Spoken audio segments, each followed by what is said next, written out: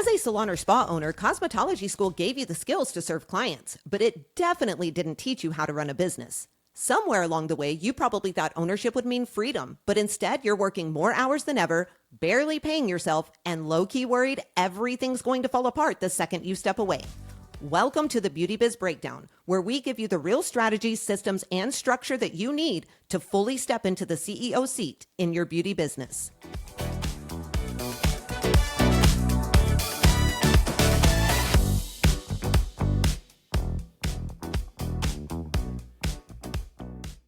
Hey friends, welcome back to the Beauty Biz Breakdown, the go-to podcast for salon and spa owners who are ready to build a more profitable, more predictable beauty business. I'm Brie, and as always, I've got the amazing Chandra here with me today. Hey girl. Hello, hello. How are you? I'm good. It's been crazy in my house today. We have a sick chicken and the other chickens are beating it up. So I had to take it out of the cage and put it in my house. So now I have this rogue chicken just running around my house and yeah, it's fun. That's so funny. I live in the country with all of the land. You live in town and you have the chickens. What is going on here? I don't know. It's crazy. Oh my goodness. Okay, well, with that being said, today's episode might get us into some trouble, so it's a good thing you made people laugh in the beginning. Honestly, it'll probably get me in trouble because I talk a lot more than you do, but you know what? I don't even really care because somebody needs to say the things that we're going to talk about today. I just think people have gotten way too soft in the beauty industry, in general, really, but I feel like everybody's kind of scared to say completely normal things that actually help people build their careers, and it's just insane. So before I start freaking people out, I'm not going to say that we are condoning salon owners that are being rude, that are being hateful, that are treating people like crap. That's not even close to what we're talking about here. We're talking about the basic standards, okay? Basic, that used to be common sense and how none of it should be controversial at all. But somehow we find ourselves facing that in 2026. Honestly, kind of blows my mind and drives me crazy. But salon owners are out here, Chandra, and they're walking on eggshells, wondering if they're going to get canceled or get called toxic or get beat up on social media. They're called controlling, unsupportive, whatever word people just choose to use or throw around that day. Educators, mentors, managers, even other stylists are kind of scared to tell the truth or to say anything either because they don't want any backlash. But the reality is, if you are helping someone build a lasting career in this industry, there are things that have to be set, period.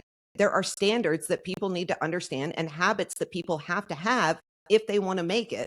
And in my opinion, you should not have to apologize for saying the truth just because somebody might not like hearing it. Chandra, you and I both came up in a totally different version of this industry. So before I start running my mouth through this whole list of things that I want to talk about, tell me if you feel or notice this too. Does it feel like people are just scared to say the normal stuff now? Oh, yeah, I feel like 100%. I feel like everything's all screwed up. Everybody's all doing crazy stuff and not, I don't know. It just seems like the norm is not the norm anymore, even though there's certain things that they need to be in place, you know? Absolutely. I said it earlier, but it blows my mind. Like when you have to sit and think about telling people certain things because you're scared that something bad is going to happen to you or your business or whatever, it's just absolutely ridiculous. But let's get into it and talk about some of the things that people freak out about that was just normal kind of back in our day. And we're going to start with one that is super, super simple, and that is smiling. Because apparently in 2026, telling someone in the service business to smile, it can get you canceled. And I wish I was joking, but I literally saw a TikTok the other day where someone was dragging a salon owner through the mud. And when I realized one of the biggest issues that they were having was the owner expected the team to smile at clients. I was like, are we even serious right now? I'm sorry, but if you work in customer service, a client should feel like you are happy to at least be at your job and to see them. That shouldn't be controversial. That should not turn into some whole internet debate about how nobody cares about your feelings. That shouldn't be something a salon owner is scared to say out loud. It is literally part of your freaking job. Smiling is part of your job. Here's the thing. The reason salon owners have to do this sometimes is because RBF exists. Like, let's just be honest, right? Let's just call it what it is. Some of us can be completely fine, in a great mood, not mad at anybody, and our face still looks like we are 2 seconds away from telling someone to not let the door hit you where the good Lord split you. That's just how it is. I sometimes have RBF, and I know I do. And so I understand it. The thing is, some of us don't even realize that we have that RBF. And when we walk around that way, clients kind of read it, and they can read it wrong on your face. And so you have to be really careful. Somebody pointing it out is not somebody being mean to you. It's somebody trying to help you. You know what I mean? It's just absolutely crazy. Chandra, have you ever had a stylist or an employee or maybe even a friend who just kind of had, besides me, who just kind of had RBF that you've had to like, tell them, hey, you've got to smile a little bit?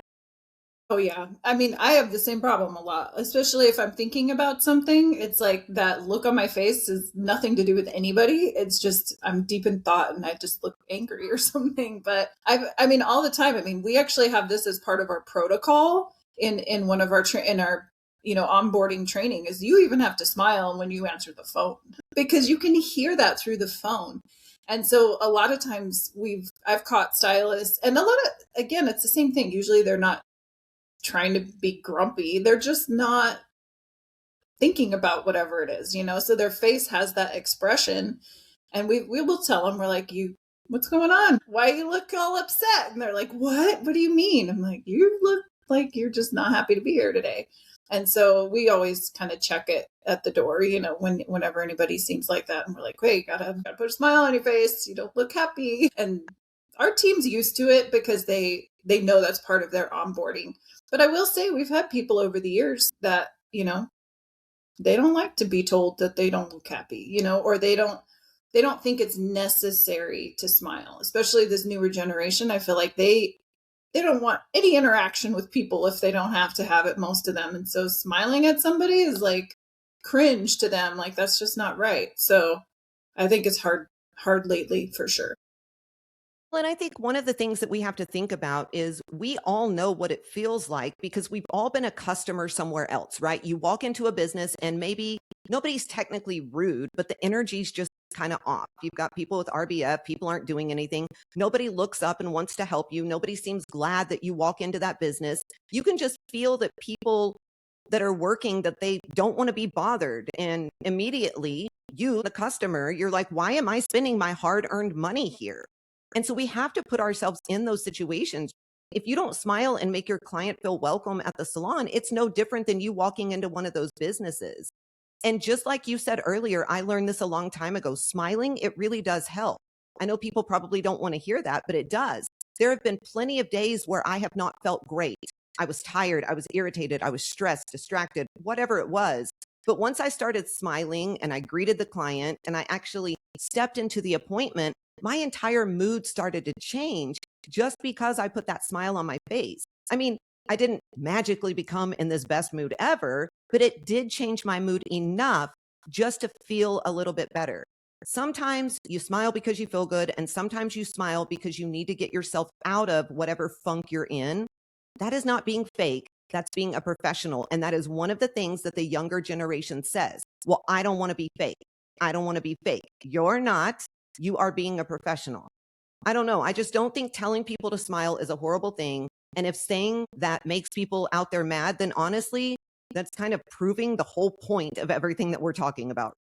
Chandra, when you are training your team, because you said that you have this in your training manual, how do you kind of go about having that conversation in a real, honest way with every single person that comes into your business? So we actually have it in our handbook, in our manual, and they have a test at the end. And, we have something called the 5 E's, and one of those is ear to ear smile. And we always joke in our training and we say, you don't want to look like the Joker. Don't look crazy. Don't look fake. Don't look all those things, but you need to greet them. You need to be professional. Like you said, you need to smile, and all that is part of your job. Like it's part of your protocol. And so we just really make them understand, like that's part of our conversation. And we even say, when you answer the phone, if you're smiling, your voice sounds happier. You sound less annoyed. You sound like you're happy to help somebody. And so we just really kind of beat that into them, so to speak, in a nice way where it's like, it's just part of it. And we role play, we protocol in our presentation. We have actually some examples of people that, if you walked into a business, like what you kind of were saying earlier, and everybody's just kind of standing there and nobody looks happy, you immediately want to turn around and walk out. And so we try to give them those examples so that they can actually put it in, relate to it, because they do think, I'm not authentic and I'm being fake and I'm being this. And it's like, no, you're not. You're being somebody who cares about every person that walks through that door. And you can still be yourself, but you have to make them feel welcome, and you have to look like you actually want to be here too. And so we're just straight honest, like having those conversations. And like I said, they have to test on it. No, I think that's good. I think that's important. And I think more people should, teach that. I think it's really, really an important thing inside of the business. Here's the thing, smiling and laughing, it's contagious. It really is. And it goes a long way. So if you are telling your employees to smile, don't be scared to do it. Keep doing it. Okay, the next one is being on time and showing up prepared. And I'm going to put those together because I feel like back in our day, those were really the same thing. If you were on time, that meant you were ready, right? It didn't mean that you were pulling into the parking lot at 9 o'clock. It did not mean you were walking through the door at 9 o'clock with your coffee, your phone, your bag, your whole life in your hands, and then trying to figure out what your first appointment even was. Nobody showed up at 9 o'clock if that was when their first appointment was. I mean, you were there by 8:45. That was the normal thing. You were ready completely for that client too. Like your station was set up, you were ready to go. You had looked at your calendar for the day, like things were just different. Now, we aren't cold and heartless as salon owners. We understand that life happens. Kids happen, traffic happens, bad mornings happen, all of these things happen. We're not talking about these random days where things go wrong. We're talking about the normal days where you are just supposed to arrive, be ready at the right time, and do what you're supposed to do. I know people probably don't want to hear this, but if it takes you 10 or 15 minutes to get yourself together, then that time needs to happen before the appointment is supposed to start. That's how it should be. And your employer asking you to be there 10 or 15 minutes early, that's not abuse in any way, shape, or form. That is not some old school salon owner trying to run your freaking life. I'm telling you, I came up with every single one of these things from TikTok and Instagram videos that I have seen lately of people complaining about their salon owner. This is how jobs work. You show up on time. We should not have to apologize for teaching people how to be professionals. Being prepared is not just about the owner. It is about the rules. It's about building habits that actually help people succeed in the beauty industry. The people who are ready, the people who take their schedule seriously, the people who don't walk in every day acting like work kind of surprised them somehow, those are the people who are going to build the strongest careers in the industry, I think. I don't think this is something that we should even have to say. If you are old enough to work, you should be responsible enough to know that you have to show up on time. And if that offends people, well, I really just don't know what to say. Chandra, I need you to jump in here before I get myself in trouble because I will keep rambling. Because people know the difference between arriving and being ready. They know.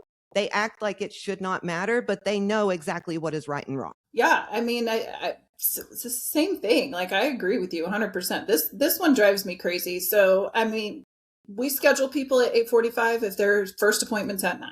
Like, that's just it. And they have to be there. If they don't come at 8:45, they get written up. And I think as the owner, you can't be afraid of that, because if people are rolling in late and they don't take that standard in their own self, then they probably aren't a good fit for your business if that is your standard, right? And I think that a lot of people, because our industry is so weird, I mean, you can have independents, you can have people that work in salons, you have these salons that have all these different rules.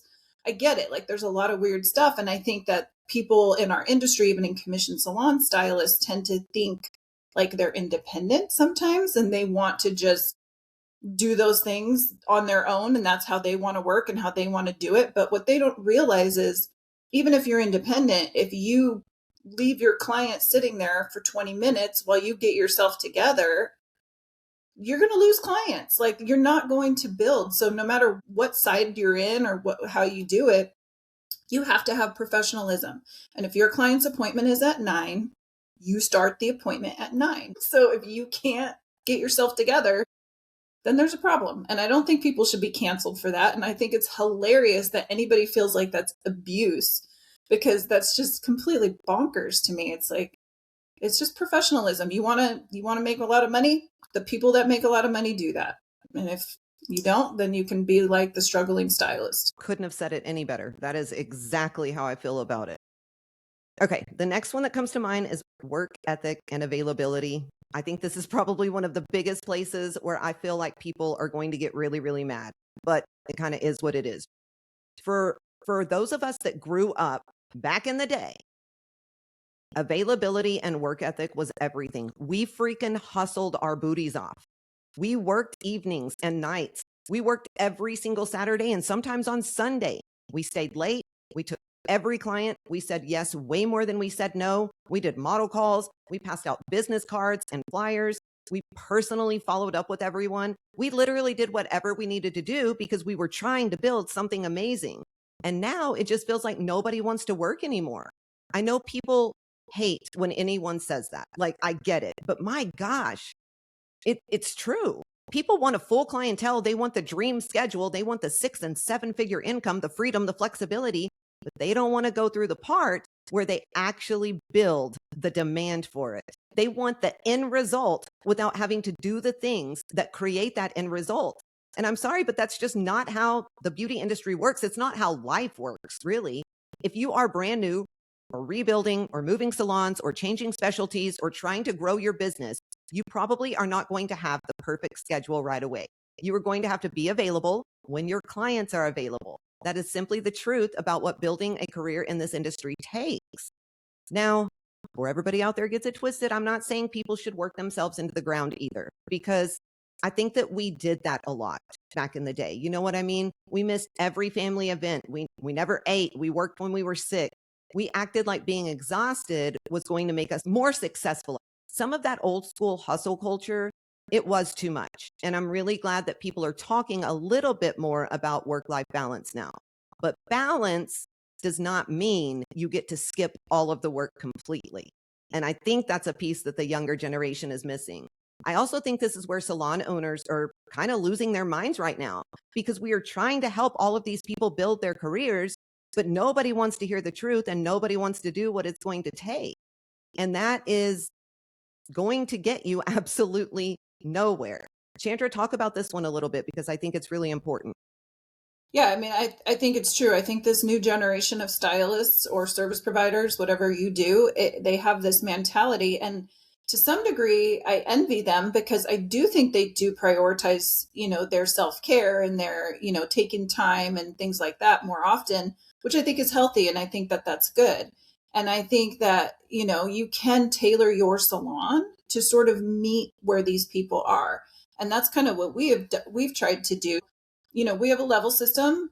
You can love them or hate them, but they work if you do them right. And when our stylists get to a certain point, they get more flexibility. That's how it works. Like you said, you hustle, you work hard, you bust your butt, you build your business.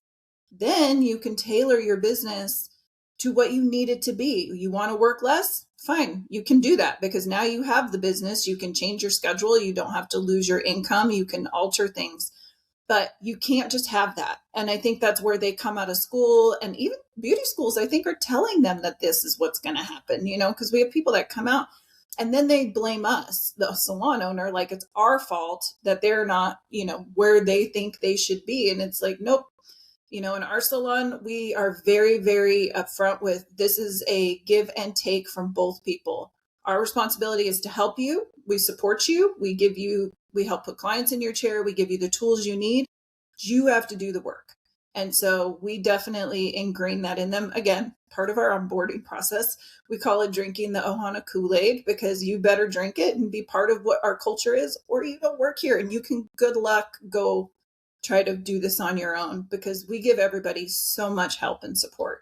And that's what I think stylists don't realize. They think the owner's just being mean, when actually the owner's trying to help them make money. Yeah.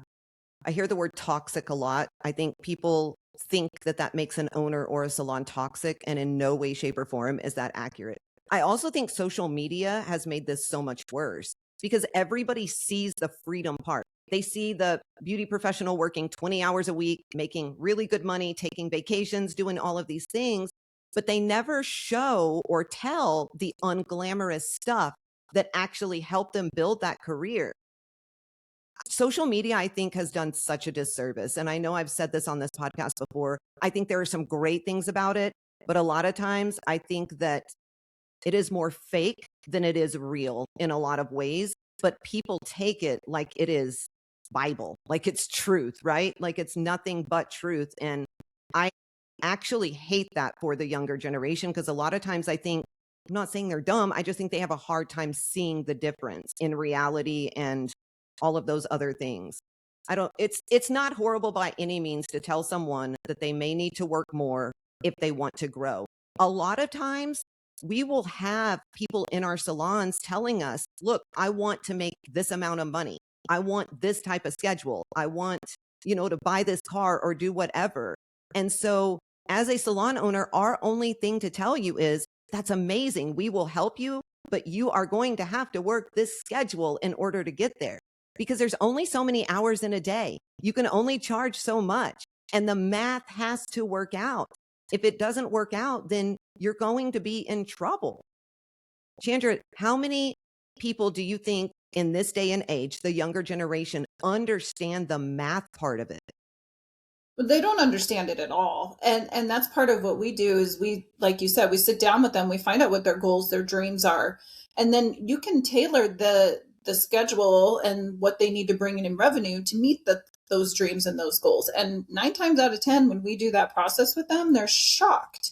I think they just think that, you can just buy a house once you start working. I have a job now. How do I just buy a house? And it's like, no, you actually have to make money. You can't just be working some job that don't make any money. So I don't think they have a clue how the math is. And I think that's a big problem in our industry as a whole, to be honest, because they don't understand why the pricing needs to work a certain way. They don't understand why, product cost or their commission should be, 60, 70%. And it's like, you don't understand the math. Like if you paid somebody that much, the salon would just go out of business because it's not like the owners are trying again to keep things from you, but you think that that's what they're doing and you have no clue how expensive it is to do these things. And so I think our industry as a whole, when it comes to their income, when it comes to running business stuff, they don't have a clue how much they need. Yeah, I agree with that 100%. And I think salon owners, this is kind of off topic, but they do themselves a disservice because they're not even showing their team those things.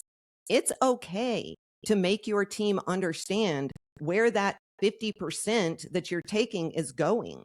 You know what I mean? It's okay to be honest about that and let them see. I don't know why salon owners are so scared like that. I saw a video the other day. This girl was ranting. It was nonstop. And she was like, well, I guess my salon owner is just going to buy a yacht with the money that she's stealing from me. And I'm like, first of all, she isn't stealing.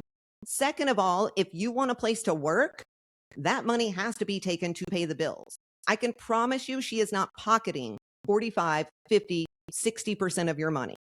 In fact, she probably isn't pocketing anything because something that we see is that salon owners, they don't pay themselves 9 times out of 10, maybe for performing services, but not for running the business. Right, Chandra?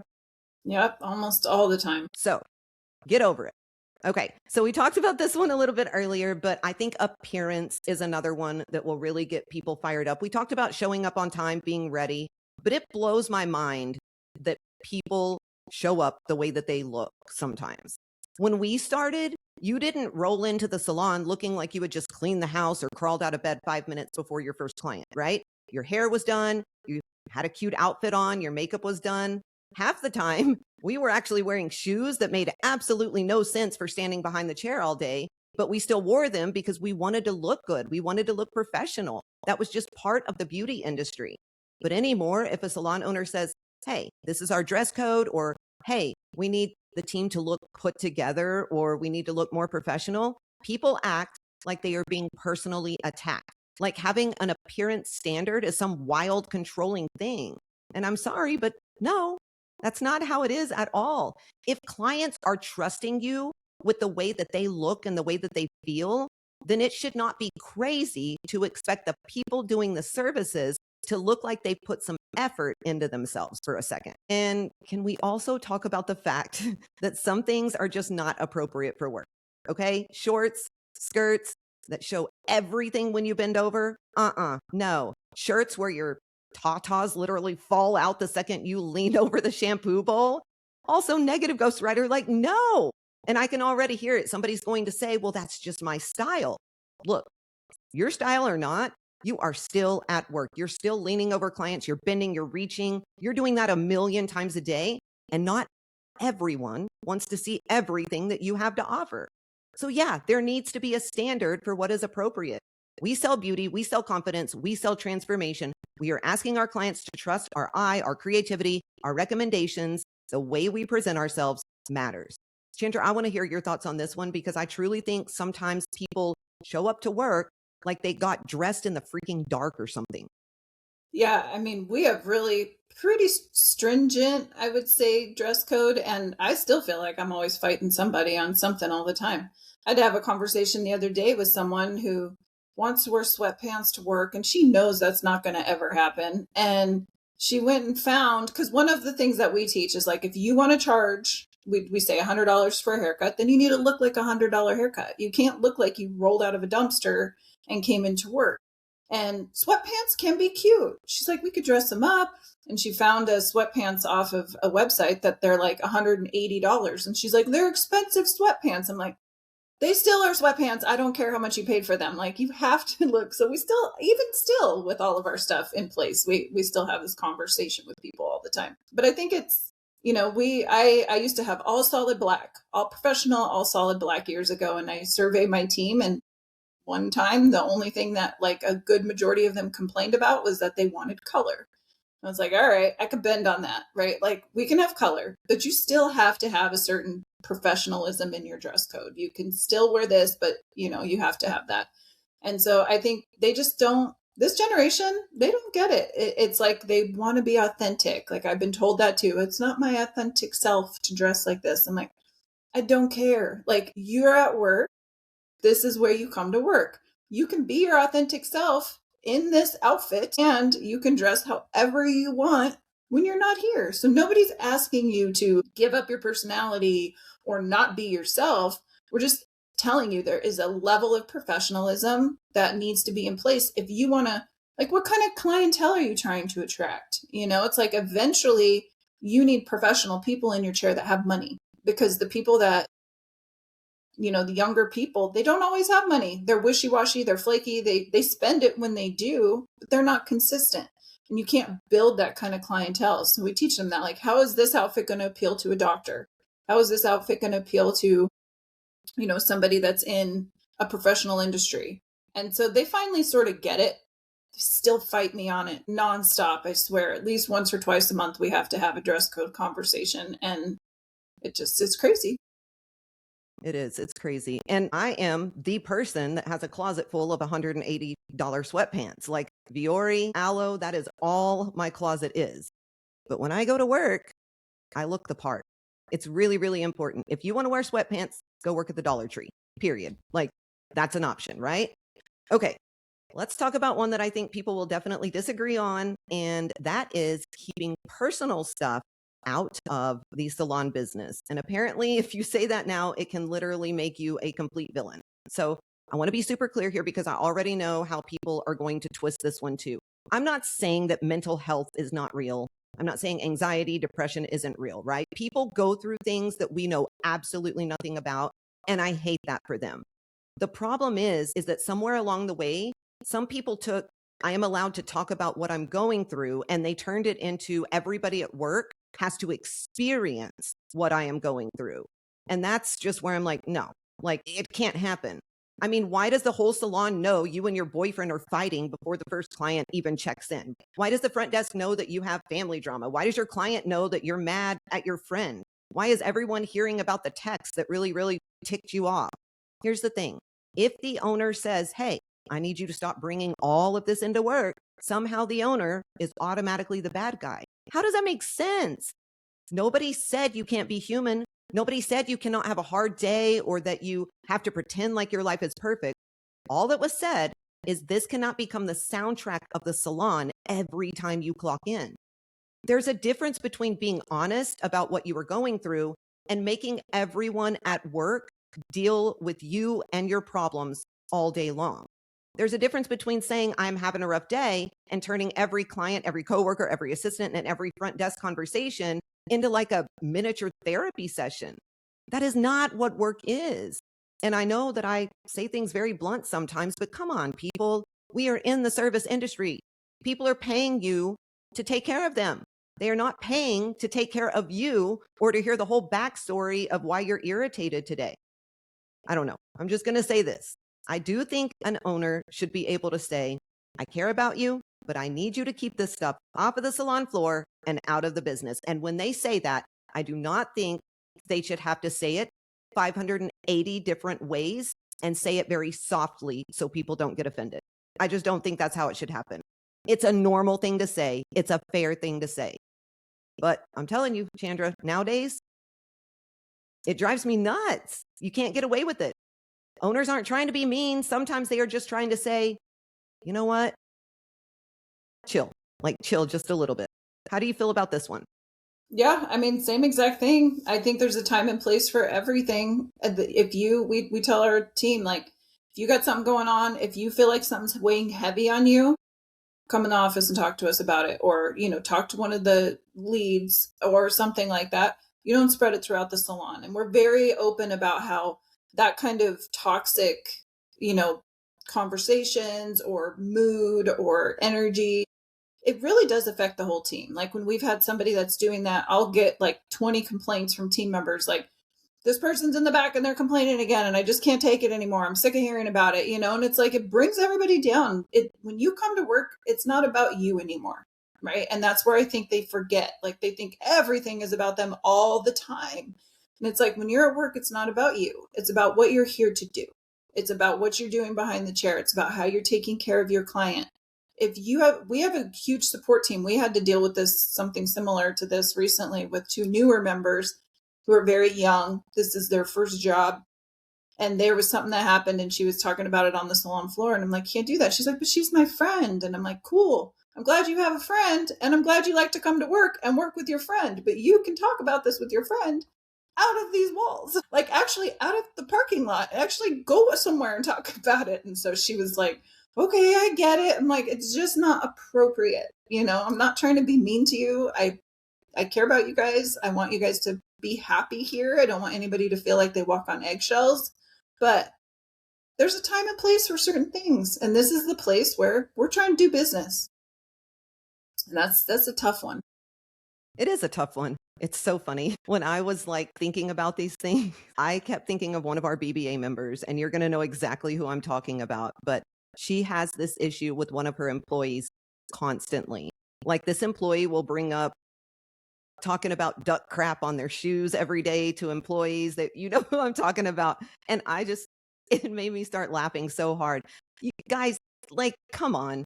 If you cannot keep your sayings or you're talking in a little box for the hour and a half that you're with a client and the 8 hours, well, I mean, people don't even work that much anymore. The 5 hours that you're in the salon, you probably need to get into a different job. Maybe try working virtually from home or something. I don't know what to tell you.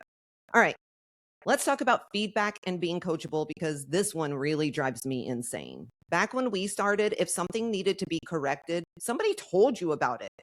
If your haircut had a hole in it, they were going to tell you. If your timing was messing up the entire day, they didn't beat around the bush. They told you. If your attitude sucked, you best believe they told you. It's just how it was. And honestly, thank God they did. Because how else were we supposed to get better? If I was doing something wrong, I needed somebody to tell me sooner rather than later, not 6 months down the road when I had already built bad habits, not after the client left unhappy and never came back. I needed to know then so I could fix it. But now, good grief. You tell someone they did something wrong or they need to work on something, and all of a sudden it is like this whole emotional event. Like, what are we even doing? This is the beauty industry. The work is visible. It's literally walking around on someone's head or skin or nails or whatever it is. So if something isn't right, or if you need to be better at something, somebody has to be able to say that to you. That is not bullying. That is not ruining somebody's confidence. That is being a good mentor. It's like people have just gotten so freaking soft. It drives me insane. We cannot live in a world where every correction becomes this pity party of, well, they made me feel bad and they hurt my feelings. Welcome to the real world. Yeah, sometimes feedback doesn't feel amazing. Nobody loves hearing that they missed the mark, but feeling uncomfortable does not automatically mean someone did something wrong to you at all. Not even close. I mean, we had to hear things we didn't want to hear at all, right? We had to stand there while somebody looked at our work and they were like, mm-mm. I remember having a mentor that was like, that completely stinks. Like, you really screwed up. And then I figured it out and I made sure that I got better. I didn't cry about it in the corner. I practiced, I watched, I asked questions. I got really, really good at my job. And I'm going to tell you this, I grew thicker skin because of it. Now, don't get me wrong. I'm sure some owners have handled things like this the wrong way, but not every owner does. I don't know anymore. It just feels like people want all the praise or everything super sugar coated and none of the correction. They want to be amazing without anyone telling them what actually makes them amazing. And I'm sorry, but once again, that's not real life. It's not. Okay, Chandra, what do you have to say about this one? Because you and I both got corrected many times. You know what I mean? And guess what? We survived. We're still here and somehow didn't need a support group or feel the need to bash anyone because they told us something. I just don't understand. Yeah, this one's a hard one for me because I think over the years with having so many employees, I'm not trying to say I'm not mean by any means. And we tell our team like, hey, when you work here, like we're going to coach you. Like we're right up front with it. Like it's something our goal, but we tell them our goal. Like we're not mean at all. Our goal is whatever, if they want to make $100,000 a year, my goal for you is for you to make $100,000 a year. I know how to help you do that, but you have to listen to me. And that's like where we've gotten. And I will tell you guys, salon owners out there, if you want one tip that has worked for us to avoid having so many of these problems, because I think a lot of salon owners end up building their whole team with the people that cannot take the feedback. And then you end up with a huge disaster. And so when we do all of our hiring, everybody comes in for a technical interview and every single person gets coached at some point during that technical interview. And if they get mad, we don't hire them because we realize immediately that they are not coachable. And you can tell when somebody's face changes, they may not get mad at you, but you can see instead of like staying kind of calm, or even if they get nervous, I'm okay if they get kind of nervous when they get coached, but then you can see how they course correct and you're like, I want you to try to do it like this, or I want you to try this, or let me show you something that we do and see if you can, have you do this.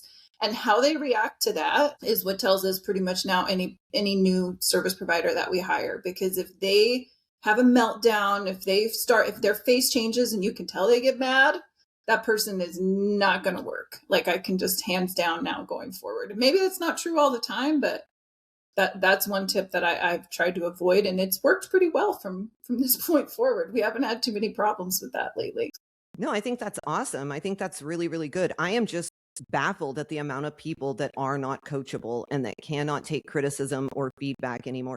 I feel like the world that we live in, that's all it is criticism and feedback. And I wonder how some people even live in this world in this day and age. I mean, people have always been critical. We're human beings. We're going to be that way, but I feel like it gets worse and worse and worse all the time. So I don't know. You have to be coachable. You have to be able to take correction. And if you can't do that, you really need to look inside yourself and figure out why, because you aren't going to go far in life when you can't do that. Look, I know this episode is probably going to rub some people the wrong way. I get it. I know somebody's going to hear pieces of it. They're going to think that I'm harsh or that we are ridiculous or whatever else they want to call it. But Chandra and I, we really don't care because it's gotten out of control and it has to be talked about. It has to be said. People have gotten so scared of being canceled that now we are acting like basic standards are dangerous, and they're not at all. The beauty industry is not helping people by pretending every expectation is offensive. It's not helping anyone build a real career if nobody can tell them the truth anymore. Some of the same standards that people want to cancel now are the standards, like I said earlier, that helped a lot of us get better, grow thicker skin, serve clients well, take corrections, work hard, and actually last in this industry for decades. Now, I'm not saying every old school thing is right. There are rude owners out there. Some people are mean. Some people take things way too far. Fair enough. We know that. But I am so tired of people acting like the only option is either being a jerk or having no standards at all and completely keeping our mouths shut. Because those are not the only two options. You can be kind and still tell the truth. You can care about people and still expect them to do their freaking job. You can support your team and still say, this is the standard here. And if somebody gets mad every time a standard is held, maybe the standard is not the problem at all. Maybe it's the person. So if you're a salon or spa owner and you're out there listening to this and you feel like you are walking on eggshells in your own business, please hear us. You are allowed to lead your business and your team. You're allowed to have expectations. You're allowed to say the thing that needs to be said. You do not have to become harsh, but you also don't have to become silent just because somebody might not like the truth. We have to get back to the reality in this industry and honestly in this world. I mean, it's crazy. Some changes are good, but some have swung so far in the opposite direction. It has made normal leadership, normal accountability, and normal business standards almost impossible. Chandra, jump in here before I keep ranting for another hour. Are we crazy or have people really made it this hard for owners to just run their businesses? I think people have made it this hard for owners. I mean, I know from people that I've hired that are trying to constantly like push the envelope or think we're being ridiculous by some of the things that we have. But I think as an owner, like if you're really coming from a place where you truly want every single person that works for you to be successful, where you truly want your business to thrive and where you're in it for everyone, which I know majority of owners are, and that's why we have so much heart and it's so hard for us to run these businesses, right? And I think you really need to have those conversations with your team. I think owners, not only are they afraid to have the conversations of, setting the standards and keeping people accountable, they also sometimes seem afraid to actually have the conversations of how do you help your team and how do you get them to go where they need to go and give them that path and show them this is how you get to 100,000. This is how you get to 150,000 or 200,000, whatever they want to make. You need to be that person to help them. And I think once they see that alignment, they don't think the rules are as crazy because they start to understand, okay, yeah, I might think this is dumb, but I'm just going to do it and follow along with this person because they want me to succeed. And I think making sure that your team knows that as well is the flip side, right? And so I think a lot of owners forget that part and they just get mad that nobody's listening. Yeah, there's a lot of emotions that go into all of it. You know what I mean? We have emotions, our employees have emotions, but I'm telling you, like, if we keep ignoring everything and being scared to say anything, I don't even want to know what it's going to be like 5, 10 years down the road. Like, it's going to be absolutely insane. Everything is going to be a free for all. And it's crazy to me. I watch TikTok very rarely because I feel like every time I'm scrolling through, it's somebody bashing somebody because of something or trying to cancel them or everybody go unfollow them or everybody leave a bad review or I mean, people that have never even stepped foot into a business are leaving salon owners bad reviews because of something that somebody made a video about on social media. It's absolutely ludicrous, and I am over it. Anyways, if you're listening to this and you're struggling inside your business, we help salon owners in the beauty industry every single day. The Beauty Biz Agency exists to help owners build beauty businesses that provide them freedom and profit. So if you're ready to finally have that, go to our website, thebeautybizagency.com, and book a free strategy call with our team. We can look at what's actually happening inside of your salon or spa and help you build a roadmap to success. If you enjoyed this episode and you have a second, please leave us a review. It helps other beauty professionals find us, and also make sure you're subscribed and following us so you don't miss out on everything we have coming up. Chandra, how do they stay connected? Yeah, make sure you're following us on all social platforms, on TikTok at the Beauty Biz Mentors and Instagram and Facebook at the Beauty Biz Agency. Shoot us a message if there's a topic you want us to discuss or you have any questions. We'd love to hear from you. Awesome. That's a wrap of today's episode of the Beauty Biz Breakdown. Until next time, stop apologizing for having standards, stop watering everything down, and for the love of all things beauty, let's stop acting like being professionals is a personal attack. Now go out there, make bank, run the show, and ditch that chair. And as always, keep slaying those business goals with a whole lot of swagger.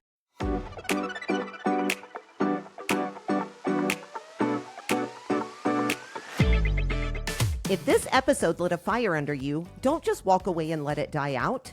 Deep down, you already know where you want your business and your life to go. And the truth is, the only thing standing between where you are and where you want to be is a real plan to get you there. That's exactly what we help you build. So if you're ready to stop trying to figure it out on your own, head to thebeautybizagency.com and book your free strategy call. That call can give you the clarity that you've been needing and a real plan to move your business forward. Because at the end of the day, the only thing standing between you and the salon business you've been dreaming about is whether or not you're willing to take the action and the steps in order to build it.